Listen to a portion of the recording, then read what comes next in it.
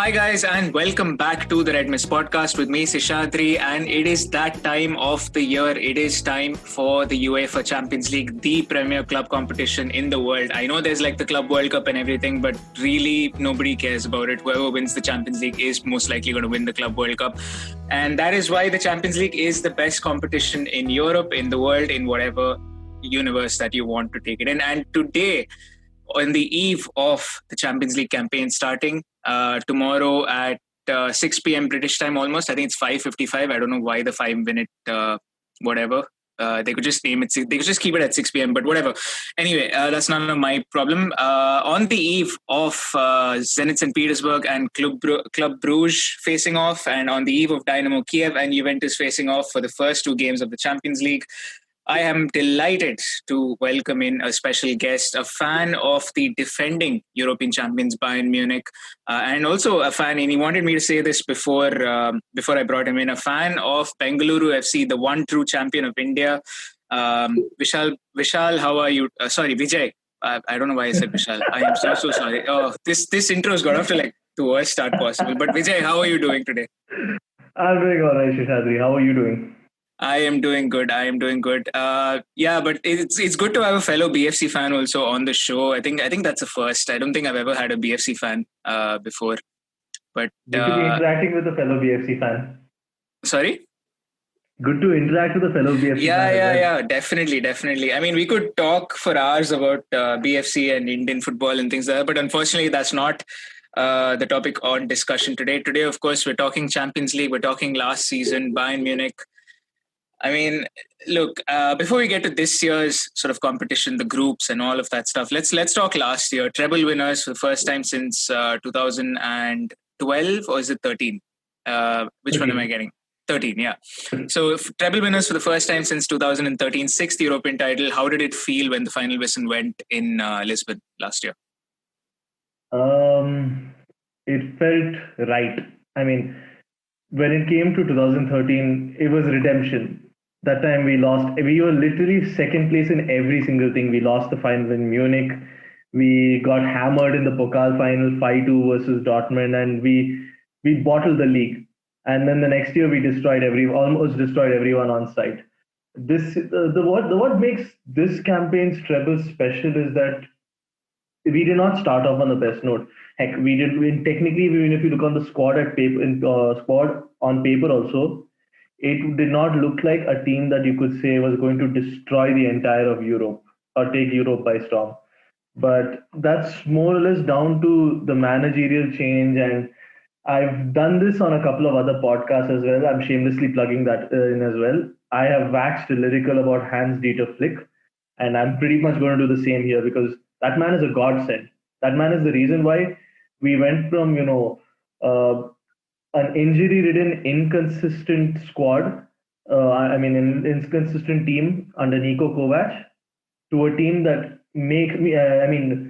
I'm stuttering a bit right now because I'm just trying to find the right words to say how bored, how disinterested, how much I didn't feel like, consistently following Bayern under Niko Kovac, even though I still do it for the love of my club. But under Hansi Flick, it just looks so right. It just felt like I was watching the Bayern Munich I know and love so much. So it felt right. And coming to another point regarding the Champions League, obviously I wanted to plug this in later, but more or less for certain players who are overdue a Champions League winners medal, I'm just happy that they were able to get that. Yeah, I think this was Lewandowski's first, if I'm not mistaken. It actually is. Am I right with that? Yes, it was Lewandowski's first. It was. Yeah, I mean, it was very. Sorry. Yeah, no, go on. In fact, for him, it was sweet simply because of the fact that he came close with Dortmund in 2013, but came up short. And ever since then, he was just making either semi-finals or quarterfinals. And after the debacle versus Liverpool in the previous season. I think and with the form he was on, I mean, this is probably, I think after Suarez, this is probably the best season a striker has had overall because he has had the record. I don't know if anyone else has this record, but he has the record of finishing as top scorer in all the competitions he's played in during last season. And that's no small feat. I think only probably Messi or Ronaldo might have done that in the last 10 years. Yeah, I think Cristiano and Messi, both of them have done it. But the point is, the fact that he is in there with those names, I think it's a travesty that there is no Ballon d'Or this year. Because honestly, even as a Liverpool fan, or even just as a football fan, forget Liverpool or Man United or whatever. Just as a football fan, I think Lewandowski deserves there's no other candidate that I can clearly say was head and shoulders above the rest. Whether that's a defender. I mean, this is just my opinion. You may have a completely different one. But my thing is, there's, in my opinion, like defender, goalkeeper, like as good as Neuer has been, as good as people like Kimmich have been, there's no real sort of like without Lewandowski, I can't imagine Bayern Munich, if that makes sense. It does, but then see, it's very difficult to compare a person who literally saves the backline's backside versus a guy who's chipping in goals. Both are equally important because let me just put it in context. Lewandowski scored 55 goals and was the leading marksman, and he was the man at the forefront, bailing out Niko Kovac and giving that front line a sort of steel that no one else has seen. But at the same time, without Neuer's performances, I'm pretty sure we might have even capitulated in the latter stages of the Champions League because his performance versus PSG was something else.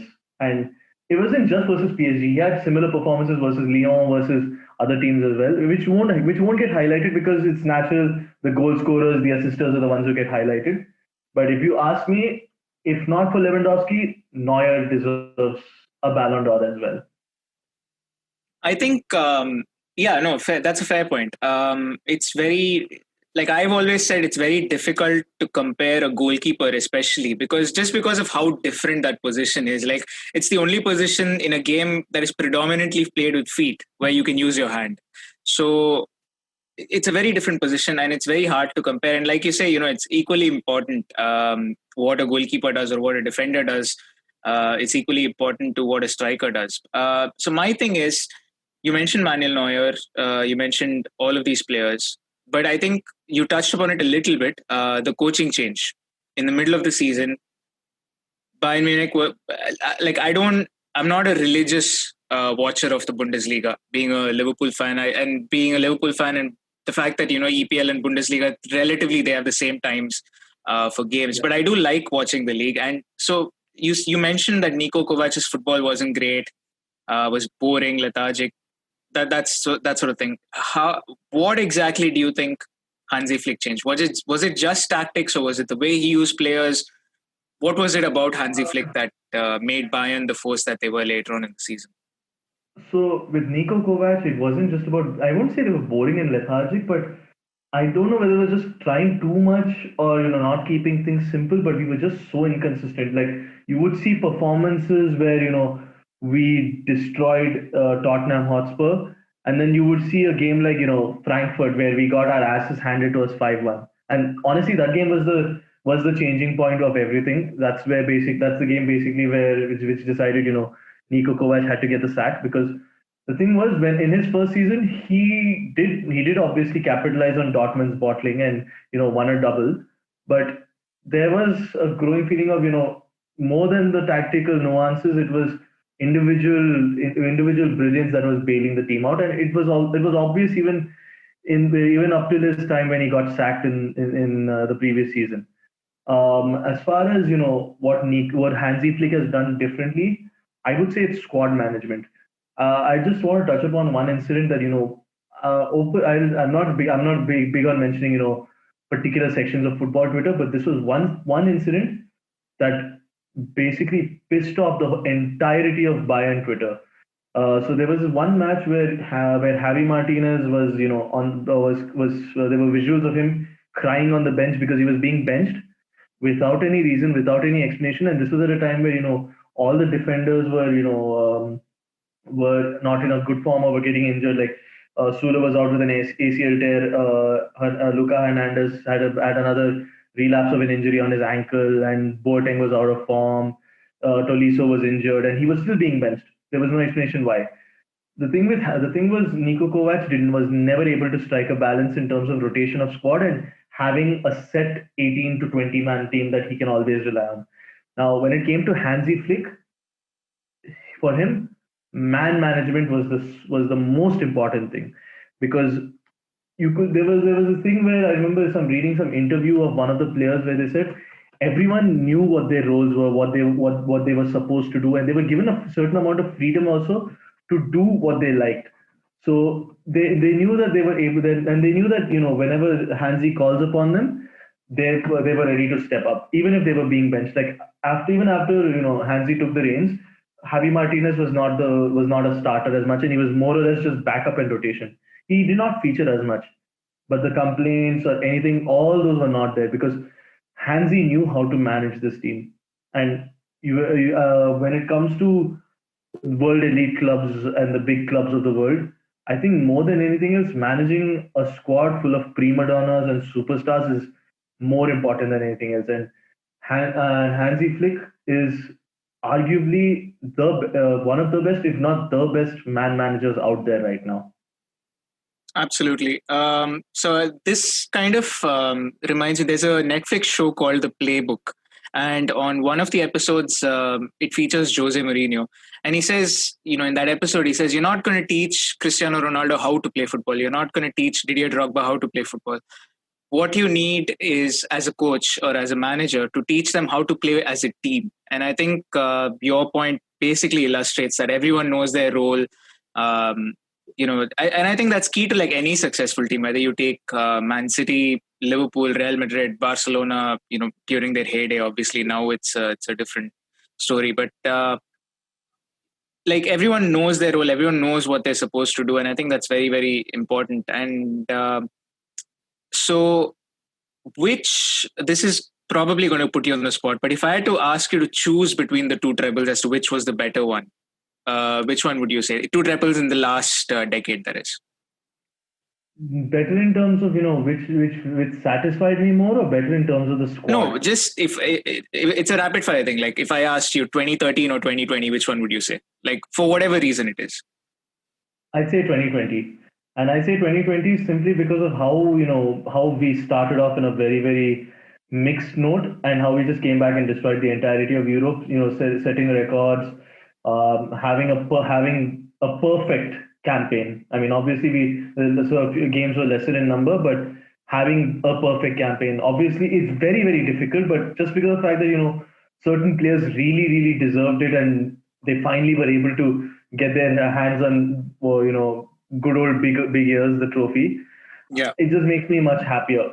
And there were just so many things right about it. Like 2013 had the perfect squad, had obviously one or two blips, but having that redemption also was a big deal. But somehow there's just something I can't really explain apart from the fact that seeing a team that just destroyed everyone and deservedly winning the treble and doing it in the way we did, it just makes me happy. Yeah. So one of the things that both Liverpool and Bayern Munich share is having beaten Barcelona in the knockout stages of the Champions League. When you were watching the game against Barcelona, how was there a sense of like, oh my God, I can't believe, like, was it like a moment where you're like, okay, I remember exactly where I was? Like if someone asked you like 10, 20 years from now, would you be able to say, I remember exactly where I was, what I was doing, what I was having for dinner that day? Like, do you remember that game like in its entirety, basically? Absolutely, absolutely. I can tell I mean, I can say that confidently simply because of the amount of times I've watched the highlights of the game again and again, because it was so surreal. But also because that was one of the most dominating performances ever in a single leg. Like we've dominated Barcelona before as well in the previous treble as well. But here we did in one leg, and we just, apart from conceding the two goals, we literally just didn't take our foot off the pedal of the throttle. We just went blitzkrieg and just didn't stop. The very fact that Coutinho came on, assisted a goal, and scored two goals himself showed that. Yeah. I mean, it's really unfortunate for Barcelona, when we can talk about their miseries later on, but if we need to. But I think that was the game which, to me, I was like, okay, these guys, if they go on to win it, because at that stage, you still didn't know if Bayern were going to win it. But I was like, okay, at that stage, it was like, okay, if they go on and win it, they would be very deserved champions. Not that they weren't before, but that was like reinforcing the point. Right. So, yeah, I mean, and the final against PSG, I think, now this is just a personal opinion. The final against PSG, I think it had a lot of echoes to sort of the Liverpool-Tottenham final the year before, where, it's one side, it's their first appearance in a final, whereas Bayern Munich, they're more established as a European side. A few of them have been in Champions League finals before. And did you feel like that played a part in the final itself? No, not really. The reason being, unlike the Tottenham Liverpool final, PSG already had a bunch of Champions League winners and big match players. Like they had Mbappe, who's a World Cup winner. They have Di Maria and Neymar, who are Champions League winners themselves, players for the big occasion. And the game itself was I wouldn't call it a damn squib like how I would call the Liverpool Tottenham game. This one was a little more cautious, but it's expected to be because of the fact that big occasion, big game, and no one wants to make a mistake. In fact, I would say defensively in the first half, PSG were the better team, and we made a couple of mistakes which they didn't capitalize on.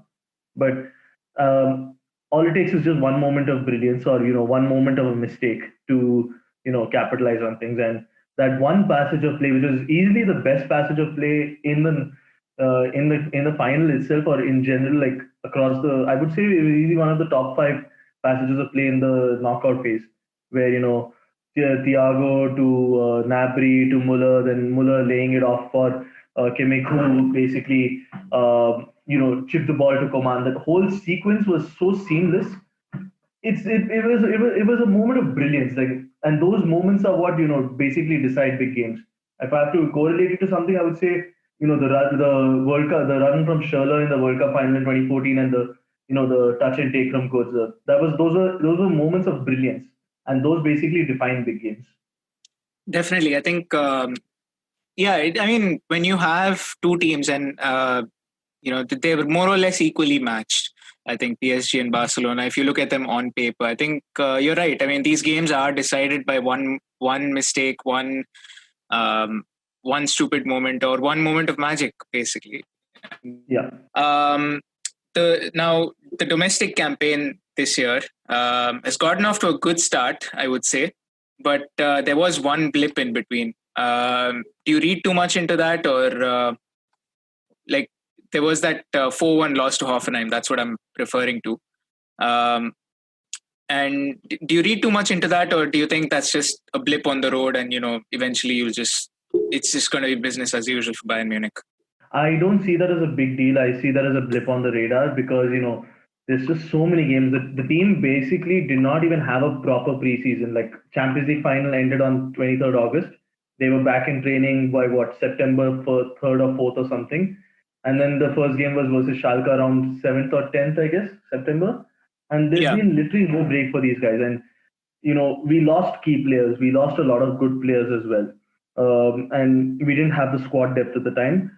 And because of the run of games and stuff like that, and, the players are bound to be tired, fatigued, not well conditioned. And that obviously led to one of those typical one-off games. And it wasn't, it wasn't a case, it was a case of, we were not catastrophic. We were just tired, I would say. We were tired, and it showed.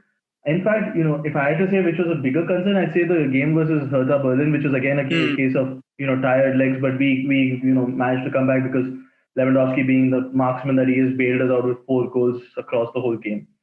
But now I would say that's more down to the schedule than anything else, because the team itself knows that there are things that can be worked upon. Hansi himself has said that the schedule is the same for everyone. We need to work around it. We have to get better. We have to be better defensively. So I would say now that the depth has come in, obviously in due time we'll see whether the depth in terms of quality is good enough. But now that the depth is there, Hansi has options to rotate. Otherwise, I think Kimmich has apart from today's game versus Bielefeld, he's not missed a single game since probably since the restart of the pandemic. I don't think he's missed a game. If he has, it's probably because of suspension or something. But he's not missed a single game otherwise. And that just shows how many games has been played since then. Definitely, yeah. And do you see Dortmund? Obviously, every year they're part of the conversation. But do you think sort of last year's title challenge sort of falling off? Do you think that's going to bolster them? That's going to you know get them? That's going to give them motivation to do the job this year. And do you see any other challenges in your view? Dortmund need a better coach. I like Lucien Favre. I like him a lot, but I don't think he's a coach with that elite mentality to, challenge for the titles. The very fact that, they had a 9 point lead 2 seasons back and bottled it. And, we capitalized on that, which is no small feat, no matter what anyone may say, Farmers League and all the other nonsense. Capitalizing on a 9 point, the gap is a big deal. I think if they had a better coach and not someone maybe with a better mentality, then yes, because see, they have players like Hummels and Haaland who basically say it's not good enough. We need to do better. We need to keep winning. That's the sort of mentality that take them forward in a challenge. Now, I personally want. I mean, it's not for the fun of the league. Screw what anyone thinks. I don't care if we win 10, we win 15, 20 leagues at a league titles at a stretch. I'm going to support Bayern irrespective. I don't care what anyone else thinks. But I think we need challenges in terms of these other clubs to make us better more than anything else. And I think this year, considering all the circumstances, it will be very difficult for us just because of the fact that the schedule is the same for everyone, but others have a bit of a head start a bit of a leeway in terms of having a slightly better gap since they've not played the other phases of the knockout competitions, and they don't have the Super Cup and stuff to worry about. So I think this year will be much more interesting. My top four, if I have to say, would probably be Bayern, Dortmund, Leipzig, and Gladbach in no particular order. But I wouldn't, rule out Leverkusen. They could always bring a surprise, even though they're basically Leverkusen. But if I have to pick a team that could challenge, it's either going to be Leipzig or Dortmund, because Dortmund, everyone knows this year they've got some really good players, and the talent pool is also pretty strong. Gio Reyna has been on a good form of late, and Haaland is literally the best young striker right now in the world for me. Absolutely. I think there's no disagreement from anyone there. Like, anyone who follows football will agree with you on that. Yeah. So if they can mount a challenge, he's going to be key to that. Leipzig, because even though people may say without Werner they're not going to do well, screw that. Without Werner they're doing superbly as well. They just need to ensure they don't bottle games, because last season what happened was they were leading at the winter break. Then they dropped points unnecessarily, had too many draws, lost a couple of games as well, and ended up finishing third. But if they're able to maintain the consistency, I think they can easily be a team that could give us a run for our money. Yeah, that's very true. Now, coming to this year, the Champions League groups, we'll start with Bayern Munich's group because they are literally the first group on the table. Atletico Madrid, Lokomotiv Moscow, RB Salzburg. Initial thoughts on the group? We'll get out of the group. That's not going to be a problem. I think we can even finish top. The tricky part will be facing. I won't say Atleti, because Atleti is just an annoying team to play against. No one wants to play against Atleti. Everyone knows that. If you get past Atleti, it's great. I mean, that's why I think that Leipzig getting past Atleti, even though it was a one-legged tie, put Atleti on the map, because of the fact that Liverpool. And again, this is not a dig, but Liverpool having lost in a two-legged tie versus Atleti, and Leipzig getting past them, catapulted them to the limelight, showing what a good team Leipzig actually are. Yeah. So I think it's more about whether who will finish third and fourth, and I think it's pretty straightforward. It's most likely going to be Salzburg and what's it called, Lokomotiv Moscow. But I wouldn't rule out a surprise from RB Salzburg, because RB Salzburg are another talent factory on their own, and they have a very, very good, very, very interesting coach, who managed to get really good results and performances out of his players. Like, that's, I think, the reason why Huang Chang, Minamino, and Haaland, were basically into the limelight, thanks to Jesse Marsh's style of play, very direct, very attacking, very good to watch. And Salzburg can be a tricky team to play against, and I think that's because of how Jesse Marsch has set up the team. Yeah, I think my initial thoughts, again, similar to you, I don't think Bayern should have any problem getting out of the group if that's the aim. But I think the aim will be to finish top of the group, be as dominant as you can be. And my thing is Atletico against, if we're going back to last season, Atletico against Liverpool, Adrian basically handed them the win, in my opinion. Like, honestly, I think if Alisson was in goal, I genuinely think the quarterfinal would have been Liverpool against Leipzig. And look, Atletico, I don't. It's going to be 1-2. Atletico and Bayern Munich. I think that's kind of without question, unless Atletico managed to screw it up really badly. But so the only thing that I would be a little bit concerned about is playing Lokomotiv Moscow away. That's kind of the only thing, because it's Russia. It's nearing winter now. So that's kind of the only thing. So that might be a fixture which might throw a surprise result in terms of maybe a draw, but not because of the quality of the team, but because of the playing conditions. That's kind of my only thing. That's possible. I mean, no one likes to go to these far off places and play in extreme weather conditions. So it's quite possible. I mean, during our first season under Carlo Ancelotti, we lost 3-2 versus FC Rostov in Russia. So it's quite possible. But as long as Hansi sets up the team well and we have the quality to compete, I think we can see that fixture through, even though it'll be one of those squeaky bum type games. Yeah, definitely. Squeaky bum is probably the right way to describe it. So I'm looking at the groups. Any other groups that have caught your eye, aside from obviously Group A? Yeah, three groups otherwise caught my eye. One is obviously the de facto group of death, that is Group H, PSG, United, Leipzig, and Istanbul Basaksehir. I was laughing when I saw that group because it is literally a group of death, and I've had United fans tell me they don't know whether they'll finish third or fourth, and it makes me laugh because it is a group of death, and you don't want to be pitted against a PSG side that probably will take some solace of the fact that they were in the final the previous year and use that as motivation to push harder this year. At the same time, a Leipzig team that is ever improving, and against an Istanbul team, which no one knows, which is pretty much an unknown entity. So I don't think anyone, would disagree on this being the de facto group of death. Apart from this, the other two groups that caught my eye were Group B, which is of Real, Shakhtar Donetsk, Inter Milan, and Gladbach. This is a tricky group because Inter have done some really good transfer business. Real is Real. Gladbach, if Marco Rosa can get them to play some really good football, which they are capable of, and somehow maintain some defensive solidity, I think they could sneak in a couple of results. And Shakhtar, everyone knows that they're like perennial Champions League competitors. Maybe not necessarily in terms of knockouts, but they're always there, and not necessarily the easiest team to play against away. So I think Group B is also quite an interesting group to look at. And apart from that, Group D, which is what I would like to call the most attack-filled group.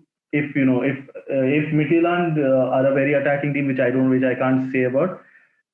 If they are, then it basically reinforces my thought there, because you've got Liverpool, Jurgen Klopp's attacking style, Ajax, attractive possession-based attacking football under Erik ten Hag, and Atalanta under Gianpiero Gasperini, and everyone saw last season what they have done. So this is pretty much on the face of it, probably the most attractive group in terms of style of football alone. So I think anyone who wants to just watch football as a neutral should check out Group D more than any other group. Absolutely. I think you hit the nail on the head. Ajax, Atalanta, Liverpool, and it's been a while, but I think Midtjylland, I don't even know if I'm saying that name right, but this was about 2 years ago, but I'd read that they play very attacking football within the Danish league. And at the time, I think they were in the Europa League. This was about 2 or 3 years back. And I remember they played Man United in one of those Europa League rounds.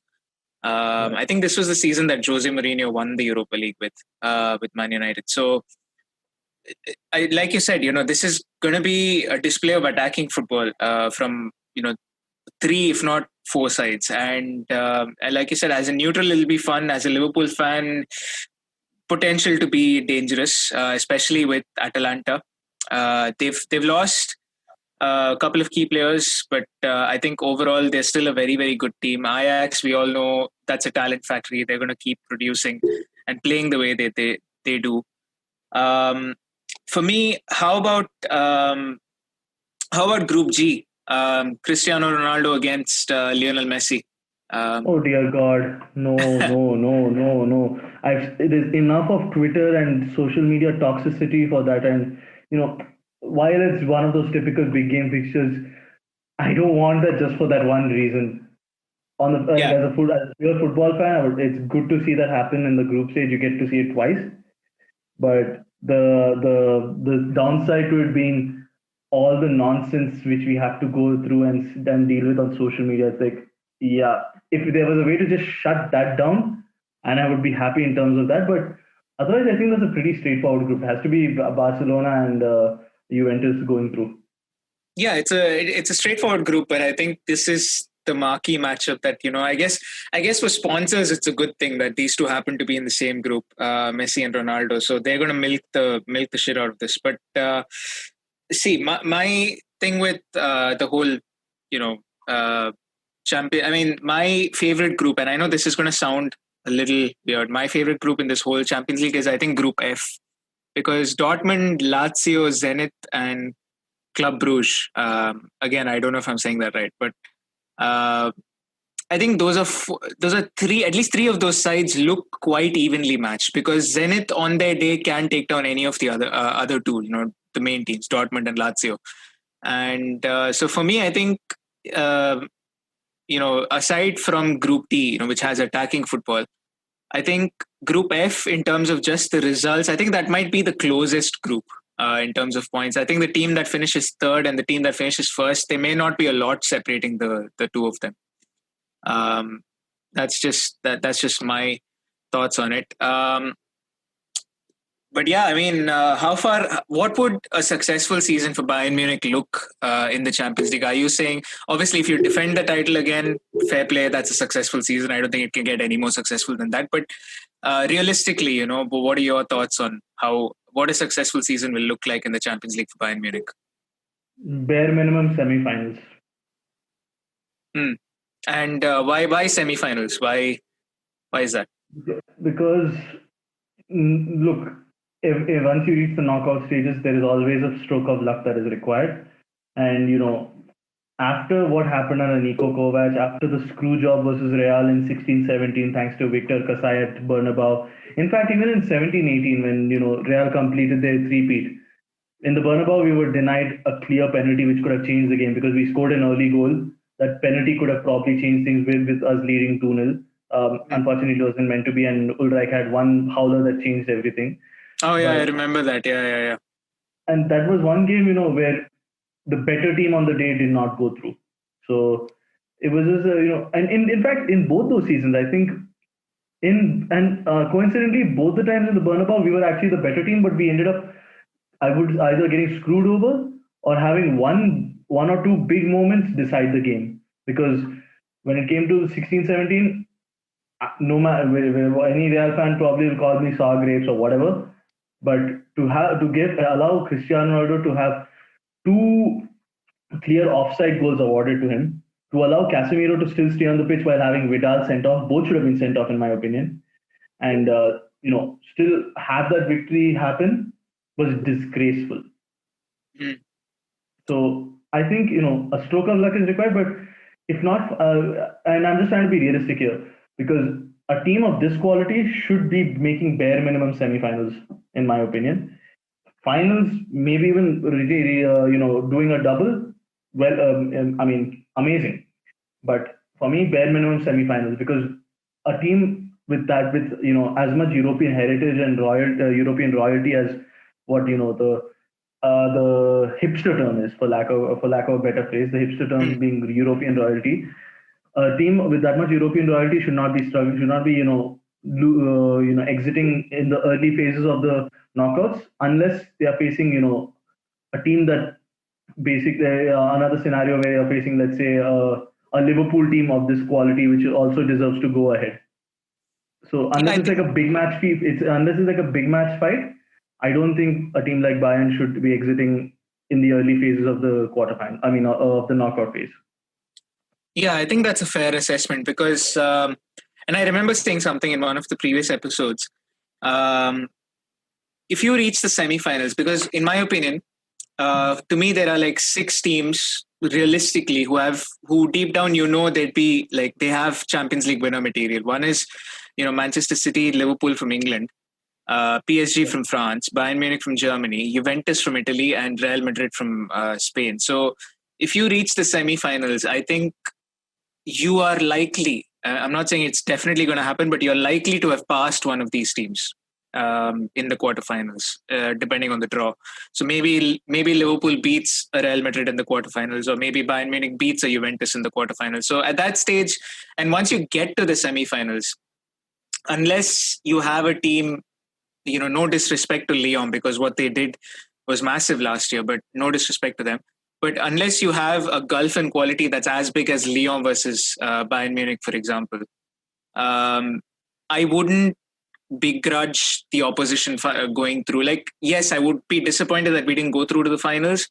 But if we're playing Bayern Munich, for example, in the semifinals, it's like either team could win that. It's kind of a 50-50 at that point. And Exactly. yeah, so I think that's a fair assessment. And I said the same thing. Like for Liverpool, a successful season would be, as far as the Champions League goes, I think a semi-final finish would be a successful season. Unless, like you said, you're suddenly thrown into a game against Bayern Munich in like the second round again. So um, yeah, I think that's a fair assessment. And just one last thing. Transfers, obviously we've had one big transfer between the two clubs. Thiago Alcantara coming in after a very, very successful spell at Bayern Munich. He came into Liverpool. And as a Liverpool fan, I could not be more delighted that he has come in. He's achieved so much at Bayern Munich. And then he's come in with all that experience. And and on the other side, Manchester City sold Leroy Sané to Bayern Munich. So are you happy? And not just that, you've had other people like Douglas Costa come in and things like that. So are you happy with the business that Bayern Munich have done going into this season? Um, it's difficult to say because let me put it this way: last year's transfer business, on the face of it, was not ideal. On the face of it, Mm. because no one expected, no one thought Perisic would be a good signing. Philip Coutinho was on wages equal to Lewandowski, and he was a bench guy most of the time. Then was called Alvaro Odriozola came in because we needed depth at right back, which wasn't again an ideal signing. And the Sane saga took so long, and it ended up being screwed up just because he got an ACL tear in the Community Shield, one of the most pointless games out there, and it basically ruined the transfer. So what happens now is we with Thiago, the thing was we wanted to extend his contract, and it was eventually agreed, and then he just had a change of heart, thinking, I'm in my best years now. Maybe this is the last chance I'll get at a new challenge, and that's exactly what happened when he just turned down the contract, which was what he wanted, and he was let go. Losing a player of his quality is a big blow because, in my opinion, he's probably one of the few, if not the only players who I would like to say is called press resistant. You can play a counter press against him. You can have like 3 to 4 people pressing at him at the same time, and he'll still get out of it. He's that good on the ball that he can basically counter a press. Basically, I wouldn't call it a Yeah. counter press, but basically it's press Yeah, resistant. no, I get what you're saying. Yeah.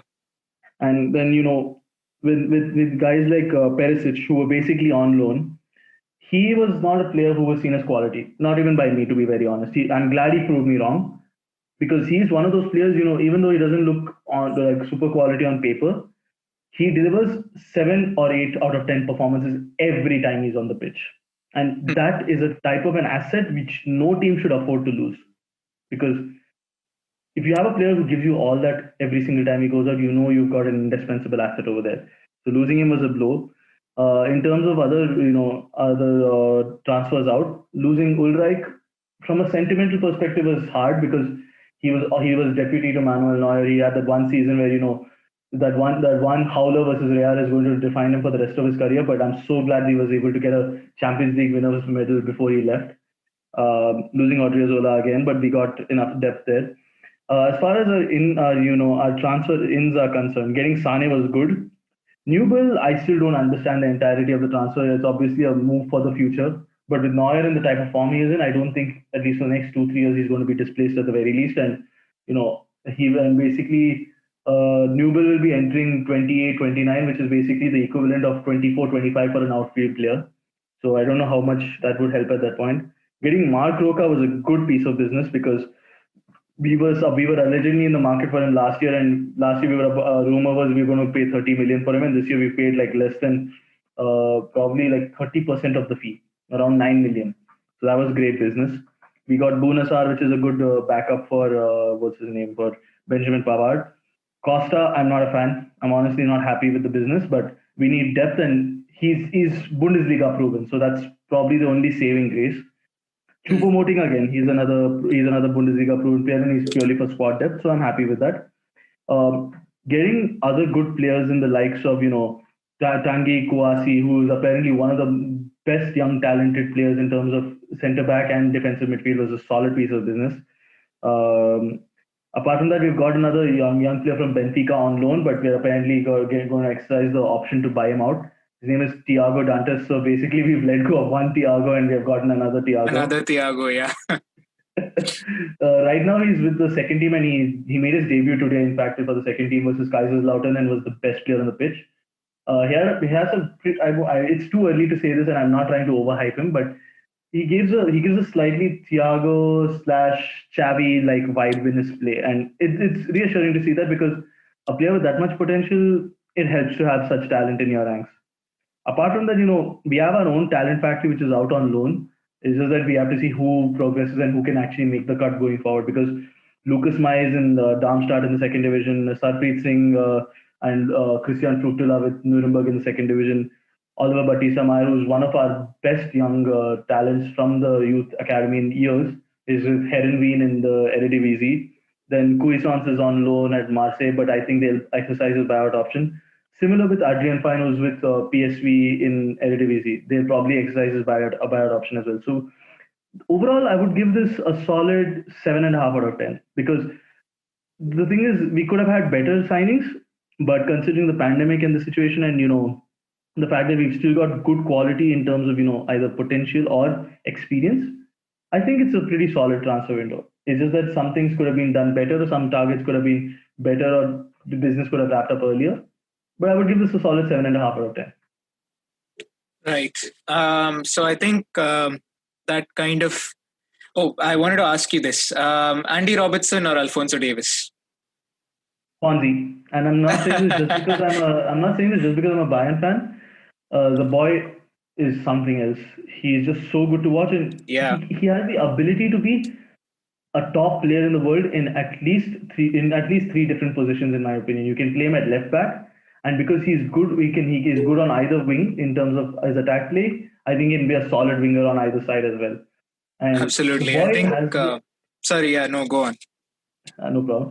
What I was saying is, the boy has so much potential, and he's one of those players who wants to improve day by day, and he's keeping his head very level and trying to improve day on day. And you can see the innocence in some of his interviews when he says, it's still surreal to me to being in a locker room with superstars such as Lewandowski, Muller, and stuff like that. And the fact that he's a Champions League winner at the age of 19, being with his story of being a refugee from Ghana who migrated to Canada, came from the MLS as a winger/wing back, being converted to a left back, starting for Bayern Munich at the age of 19 in a Champions League final, winning a medal.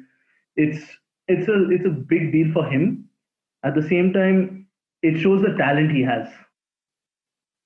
Definitely. And he's just getting started.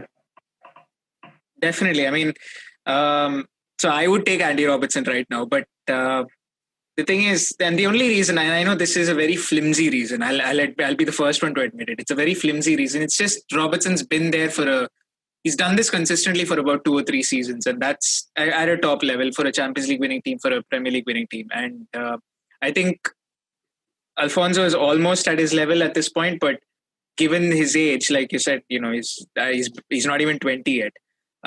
Given his age, I think there's no doubt that Alfonso Davies is probably going to be the best left back for at least the next 5 to 6 years. Unless someone else comes up through the ranks at some other team. But I think that kind of brings us to a close after what was probably the worst ever intro to a podcast episode that I've ever done. But yeah, it brings us to a close. It's been great having a fellow BFC fan for the first time on the podcast. It's been great having a Bayern Munich fan because it's a nice change to have a fan from someone outside the Premier League. Some great insight into Bayern Munich, into Hansi Flick especially. And thank you so much for doing this. You're most welcome, and thank you for having me on board as well. Yeah, definitely. And the Champions League kicks off tomorrow. Dynamo Kiev taking on Juventus, and Club Brugge will be traveling to Zenit St. Petersburg for the first 2 games of the Champions League. But yeah, if you guys did enjoy the episode, then do follow the podcast. Thank you for all the support that I've got on this. My name is Seshadri. Hope you guys have a very, very good day. I will see you next time. Goodbye.